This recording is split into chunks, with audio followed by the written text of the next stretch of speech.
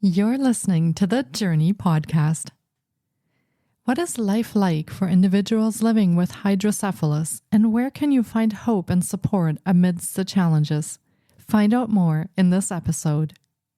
Hi, I'm Petra Brunbauer, and with decades of experience with sadness, pain, anxiety, and stress, I finally figured out how to leave all that behind.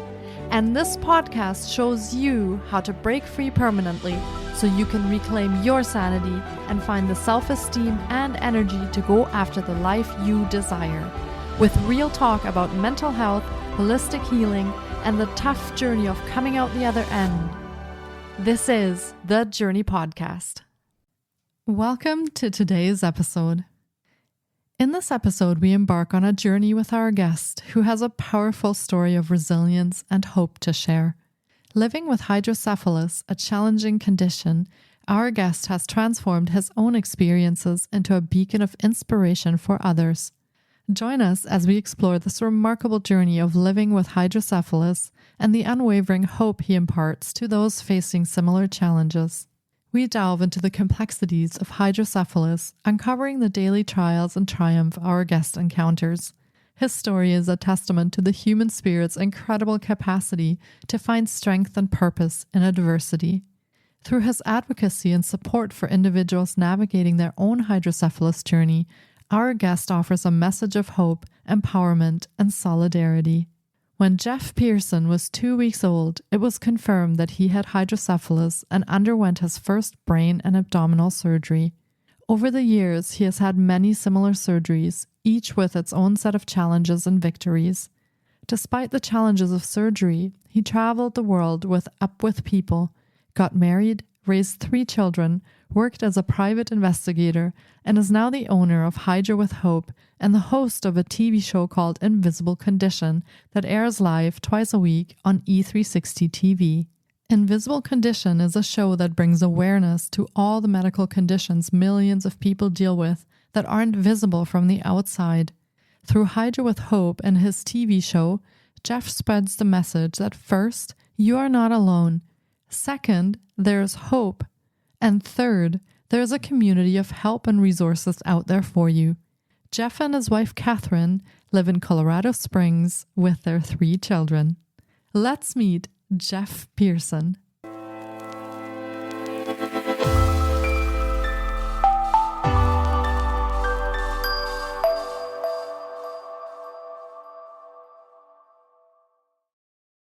Hi, Jeff. It's so great to have you on the podcast today.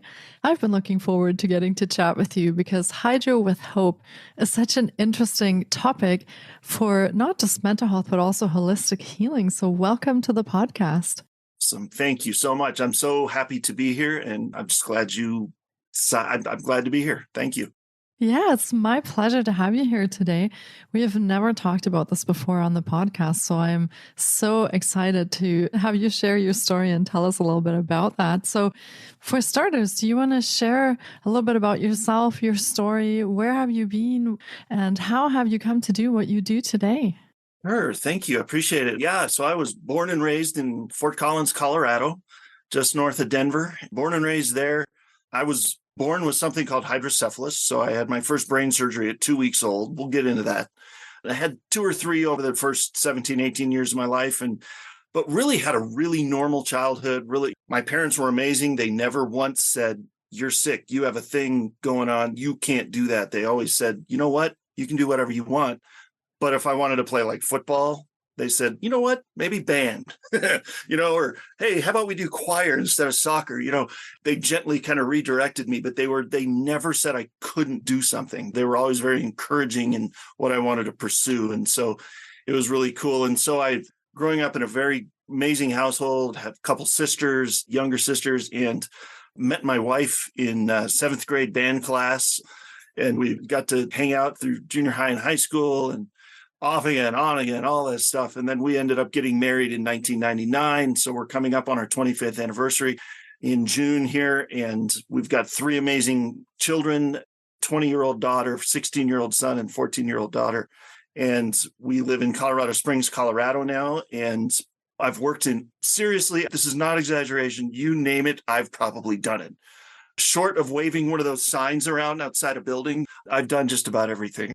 It's been a very eclectic career path for me, but we've landed in a really good spot. And being where we are now, I'm just so excited for the future. And it's so bright, you got to wear shades. That's the song.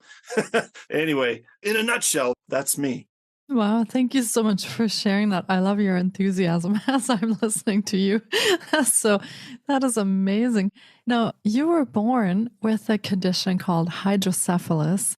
And I'm wondering, can you explain to our listeners maybe what that is, what that entails? You mentioned there were a little bit of limitations for you when it came to sports, for example, just so we can put in context what that is and what we'll be talking about. Sure, yeah. So hydrocephalus is a condition.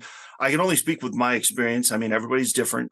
In my experience, I was born with it, best we can tell. So at birth, they do the measurements that they do, right? Length and weight, and then they do a head circumference measurement. And then at the 2-week checkup, you come back and make sure everything's progressing well, and they do all the same measurements. Well, my head measurement was a little bigger than they'd like. At the 2-week checkup, they said, it's just a little bit too big. Let's just get a CAT scan. It's probably nothing, but better safe than sorry. Sure enough, they found that one of my ventricles, everybody has ventricles in the brain. Everybody's brain produces cerebral spinal fluid 24/7. We produce about a quart a day, and it's got to go somewhere. And that's what the ventricles are for. Everybody has ventricles. It drains through the ventricles and then down the spinal column, reabsorbs into the body. One of my ventricles was blocked. That's why the head circumference was a little big, because the fluid was starting to gather and collect around my brain. And eventually, if it hadn't been caught, it could have collected to the point that it expanded my skull, compressed my brain, and you can actually die if it doesn't get caught in time. So I'm very thankful it got caught by the very skilled whoever person that caught that at looking at the CT scan. So I had my first brain surgery to put what's called a shunt into my brain. There's 3 pieces to the shunt. There's a little catheter, tiny little catheter that goes through a hole they drill in your skull and goes into the brain, into the ventricle to suck the fluid out. And then there's a pump that's right here that is attached to that. That pumps the fluid down. And then there's a cord attached about right here. And that comes down and goes somewhere in the body. It's like an artificial ventricle. Either it goes into the abdominal cavity, or it goes into the space around the lung, or the space around the heart. I've had it in multiple locations over my lifetime with different surgeries. But in a nutshell, that's kind of how hydrocephalus is most typically treated, is with a shunt to artificially drain the fluid. And I'm very thankful that they caught it when they did. That was my first experience with that at 2 weeks old. Yeah, that sounds like a very, very impactful condition. And as we were talking a little bit before the show, and you actually said to me that a thing that occurs quite commonly when babies are born. So how prevalent is this condition? It is ridiculously common. It's actually just as common as Down syndrome and more common than spina bifida. Have you heard of those two? Mm-hmm. Okay. So everybody's heard of Down syndrome and spina bifida. Very few people in the general public have heard of hydrocephalus. 1 out of every 770 babies born in the United States is born with this. So if you do a little math, 330 something million people in the country, that's over 400,000 babies born every single year. Not to mention, you can acquire hydrocephalus in your lifetime as well if you get a nasty enough spinal meningitis or good enough bump on the head from concussion or sports or whatever. I mean, anything that restricts the flow of cerebral spinal fluid from the brain down the spinal column can require a shunt and can cause hydrocephalus. So it's very, very, very common. The organizations that help with it just don't get a lot of press. So I'd like to change that. So that's part of the reason we're here. Yeah. I feel like this is not talked about very much. And although we hear and talk about Down syndrome, hydrocephalus is not something that's quite as commonly mentioned or talked about. So I'm very glad that you're here. Now, since you were born with this, you've had a lifetime of managing and navigating this. And how did this impact you when you were younger, as you were going to school? Did you have physical restrictions? And how did this impact you mentally and emotionally? That's a great question. There wasn't a lot of impact. My surgeries growing up were so I mean, my childhood surgeon was amazing. I really didn't know any different. I grew up as just a normal kid. I skateboarded, I snowboarded. I didn't play any contact sports. That was a little rough. That was like, my parents were like, no, we're not going to play a sport that you literally, the goal is to hit your head against something. So let's not do that. But it was a normal, very normal childhood. I think probably looking back, my parents would probably cringe because I never wore a helmet. I just want to say this real quick, and then I want to then keep me on track here. But I want to just go back real quick and just say that the commonality of this is prevalent, and it's so prevalent that every 15 minutes, by the end of this broadcast that we're doing, two people, if we do 30 minutes, two people will have gone under brain surgery for this. It's every 15 minutes somebody's going under the knife for hydrocephalus. It is incredibly prevalent. I don't know why it's not more prominent, but I mean, we'll see. That's one of our goals. So, yeah, absolutely. And I don't remember if I answered your other question, so forgive me. Go ahead and ask me again if I got off track. No worries at all.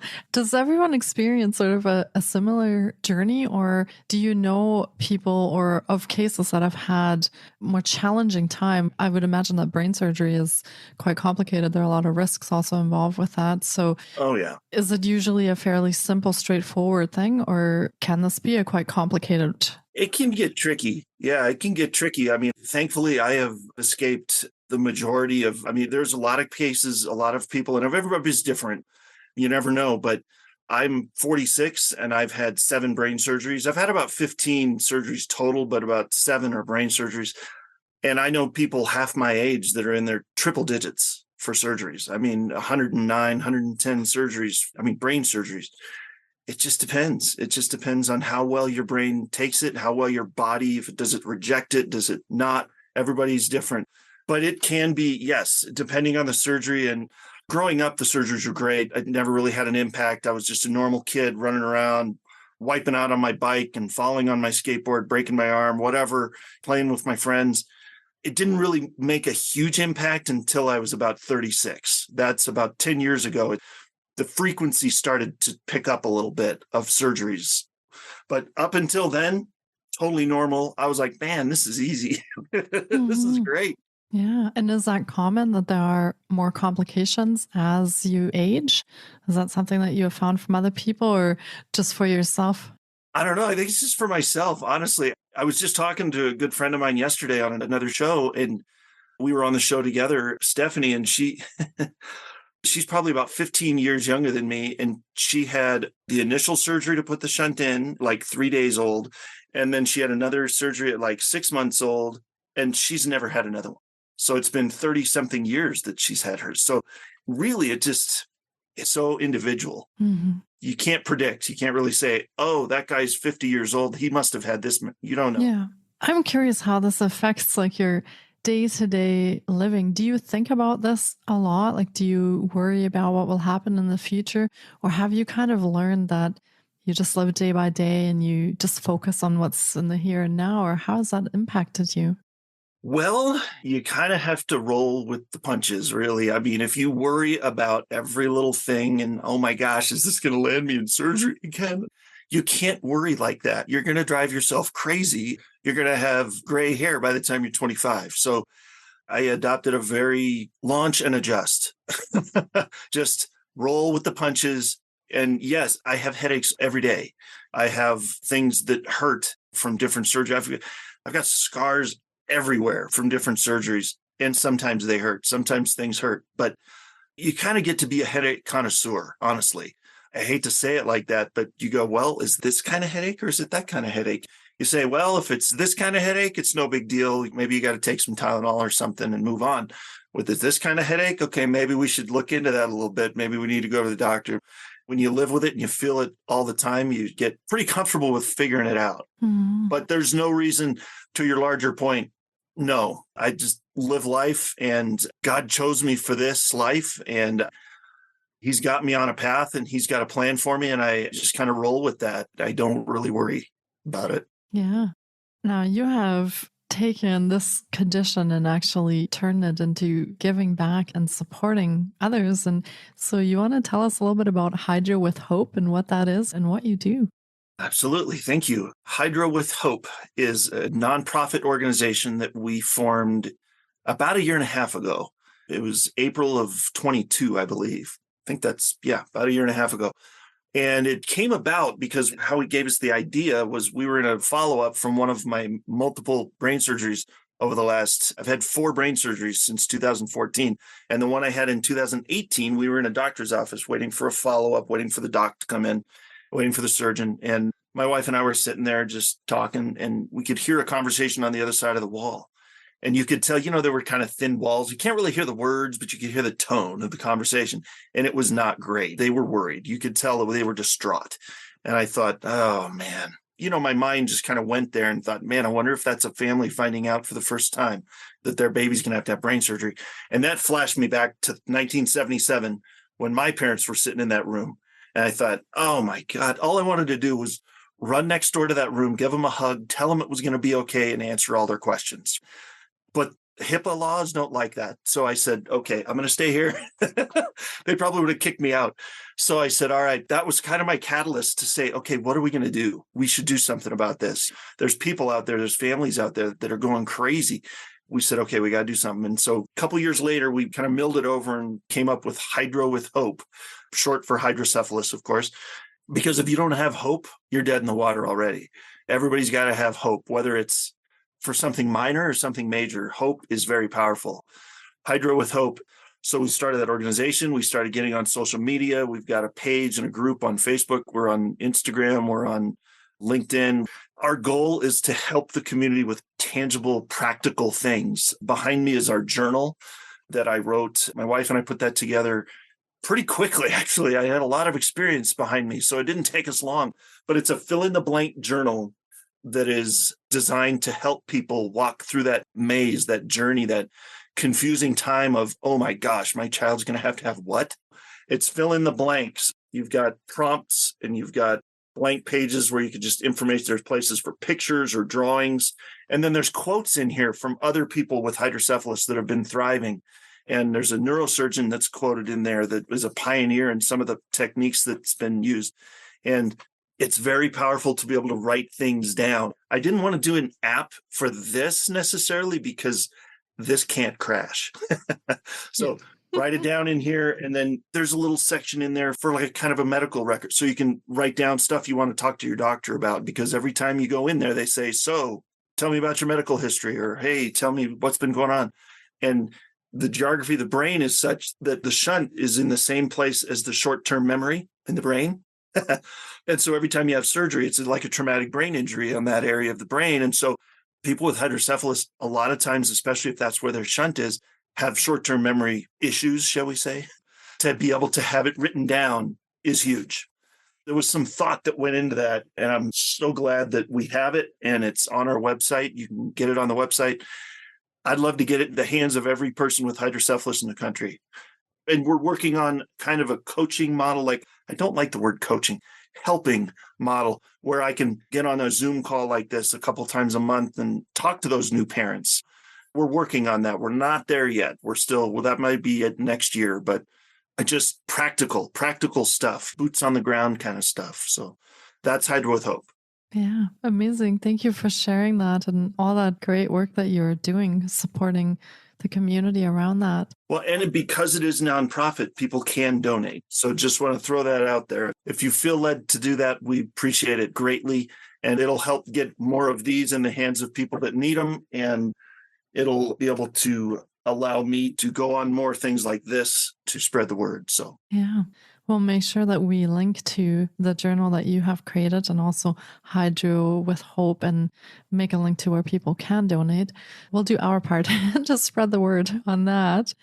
Now, I want to ask you, because I bet it's very scary, as you said, if you're a new parent and you find out that your tiny little baby might need brain surgery. So since the medical system is kind of more or less part of your journey from then on, from surgeries to having to have consultations and scans, what has your experience been like having to navigate that? Is that very complicated in the US? I mean, especially as a new parent, I could see that be very complicated. In the 70s, it wasn't as complicated as it is now, but literally in 1977 in Children's Hospital in Denver, There was one location of Children's Hospital. There was one neurosurgeon in the hospital. His name was Dr. Hendy, and he was amazing. He did my first couple surgeries. Sorry, funny side, I have to tell this side story here. I'll get back to it. But Dr. Hendy and I kept in touch over the next 30 years and through letters and phone calls. And I still have almost all his letters to this day. And then he retired, of course, and he moved to Austin, Texas. And we had to go to Houston one year for an event that we were going to. And it was not that far from Austin. So we flew into Austin and then we went to Houston and we got to spend the day with him. And I were communicating with his wife and said, we want to hang out with you guys. We got to thank him and give him a hug and hug his wife. And he lived with his daughter and her family. And so we got to get through all that perspective and we got to just talk to him all day and hang out with him and hug him and thank him for his sacrifice and for what he did for me and for my family. It was one of those bucket list moments that I didn't know was a bucket list moment until we were there in it. And I was like, oh, this is so cool. I know a lot of people don't get to do that. I count myself very fortunate to be able to have done that. And he passed away about 5 years later. I'm so glad that we got to do that. Anyway, I had to throw that in there. You have to repeat your question. I'm sorry. I know I got off on a tangent, but say it again. That's a fantastic story that you shared. So thank you for sharing I just had to that. get that out there. I don't know. It popped into my head. Yeah. I would imagine that it's, your life is in the hands of these surgeons. So That's right. These are big moments. Yeah. I was wondering if you have found the impact of navigating the healthcare system. Is this something that you help people with, that you can answer questions around? I'm not sure. We might go that direction at some point because really Hydro with Hope and our show Invisible Condition, we would love to kind of be a part, join in the fight of the catalyst of being able to kind of change the medical community in the United States because it's so focused on money. It's not as focused on like treating the cause of things. It's treating the symptom of things. And that's not helping anybody. In my case, it's a little different because you can't just treat a symptom without treating the cause. But as far as helping people through that nightmare of the medical machine that is in the United States, that it has become, I don't really do a lot of that. I'm happy to walk with you through the process and be there as emotional support and be there as I'm happy to be a sounding board and to talk to you and listen to you. But that is something everybody just has to navigate. That's just kind of a thing we understand in the US is it's a nightmare, but you have to just do it because there's no other option. For neurosurgery, there's really no other way to go. With minor things, there's a lot of different things out there that you can be a part of that don't involve insurance and all the complications of that. But for brain surgery, you kind of just have to roll with it. Yeah. Unfortunately. And I imagine that, like I said, I think that stays probably part of your life for the rest of your life because you've had several surgeries and have been in contact with doctors and neurosurgeons. So it's something that's quite impactful, I would imagine, on your life. Yeah, it's been interesting. That's for sure. I'm also wondering a little bit, when we talked before the show, you let me know that many of the families who have children with long-term medical or health conditions don't survive. Those families fall apart in large numbers. So how do you support people through lessening that impact, or maybe knowing how to communicate better or support each other better? Is there any work that you do around that to kind of support the family unit and the social support? I'm not an official counselor. That's not my bag, but there are a lot of pages in here there are a lot of good questions in here, a lot of good prompts in here that kind of walk you through some of that mental, emotional gymnastics of what's happening during the surgical process in the hospital and all that stuff. And I mean, honestly, understanding some of that is part of, and understanding that it's not the end of your world just because, it can be rough. It can be hard, but it doesn't have to ruin you. I just found this out just about a year ago, and it blew my mind. The divorce rate for people in the community, the general community, not just hydrocephalus, but the general community of these kinds of conditions that require this kind of care and this kind of surgery and this kind of ongoing care and support. A lot of families don't survive. It's like a 70-something% divorce rate. And it's unbelievable to me. My dad's parents were married for over 50 years. My mom's parents were married for almost 70 years. My parents have been married for 53 years. My in-laws have been married for, I think it's 50 years. I don't have experience with the high divorce rate in my immediate family. So when I heard that, I almost fell out of my chair. I was like, how do you get there? So yes, I mean, emotional support and listening and caring, I think honestly caring about what their situation is and caring from the heart, you're not alone. You have a community and you do have a voice and you are not alone. A lot of people just need to know that and have access to that group of people that they can talk to. And sometimes that helps. Yeah, that support is huge, that community support, knowing that you're not alone and you're not having to go through that by yourself. Especially with a condition that's conceivably, like from the outside, looks so rare. It's not, but since nobody's heard of it, it's almost even more isolating that way. Yeah, that's a good point. And do you find that there is any stigma or prejudice around that? Because when I look at you, I can see you because we're on video. Visibly, I wouldn't know that you have any kind of condition. So when certain things need to be adjusted for example, if people are struggling with memory at work or anything like that, or they can't do certain sports, is there a stigma or a prejudice around that at all when you tell people that? I mean, not really. It goes back to your attitude. It goes back to how you handle it. Are you handling it from a victim mentality or from a victor mentality? You know, how are you coming about it? If you're coming at it from a place of defeat and victimhood mentality of, oh, I can't do that. Oh, no, sorry, I can't go with you because I might hit my head. No, most of the people that I know that have hydrocephalus are not that way. They have decided very intentionally to not be that way and to just say, you know what, this is a thing. And we kind of like me, you know, it's a thing. Yes, it's not something you ignore. Don't ignore it. But really, the outcome is out of your hands. You cannot focus on that. You just have to focus on the day ahead of you and roll with it, man. And take every day of your life as a precious gift, because that's what it is, and soak it up, because you just don't know. Next week, you might have a malfunction in the shunt. You have to go under the knife for brain surgery again. I think most of the people I know, and maybe it's because that's who I choose to associate with. I don't know. Maybe there's a huge population out there of people that are down in the dumps about it, but I don't talk to a lot of those people. They're not in my circle. It's a choice. It's up to you. Yeah.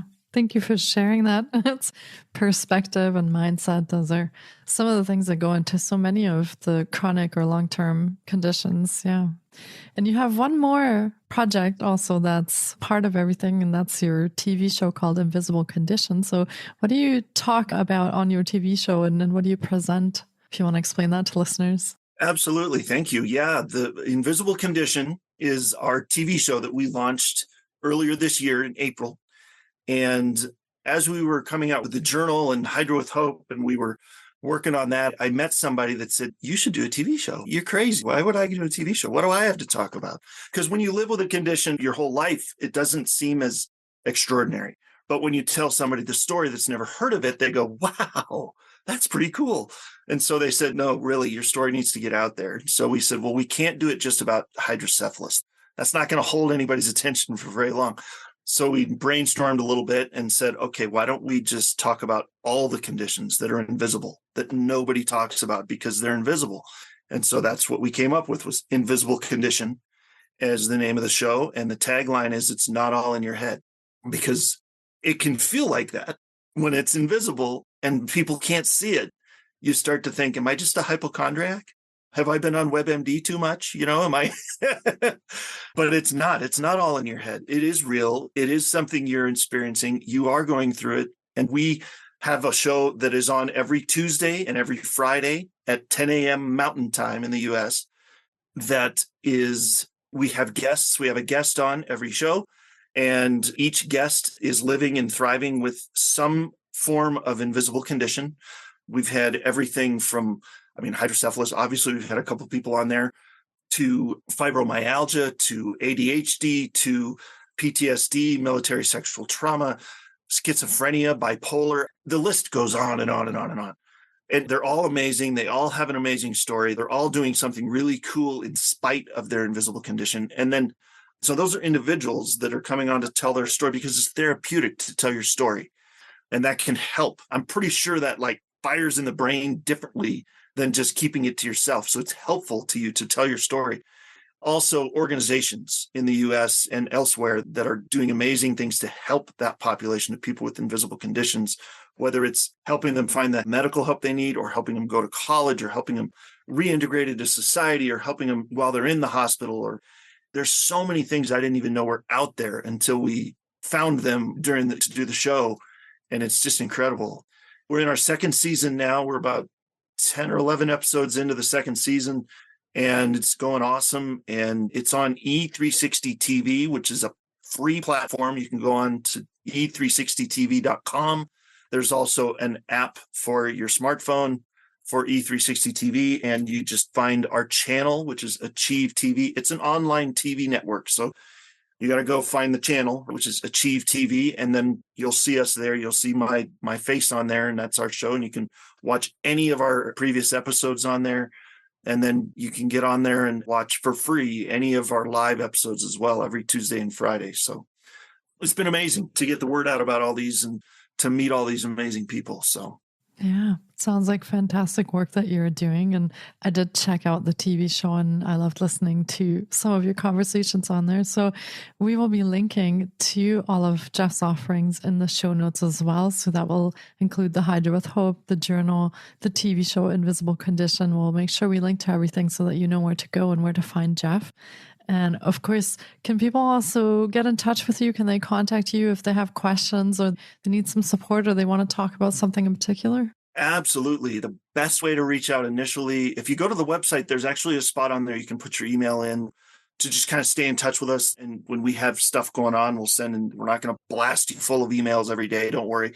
But if we have something going on, we'll send one out. So that's a way to get on our list of things so that we can let you know about things. If you want to ask us about something, Jeff at Hydro with Hope is the best way to do that. JEFF at HYDRO, Hydro with Hope.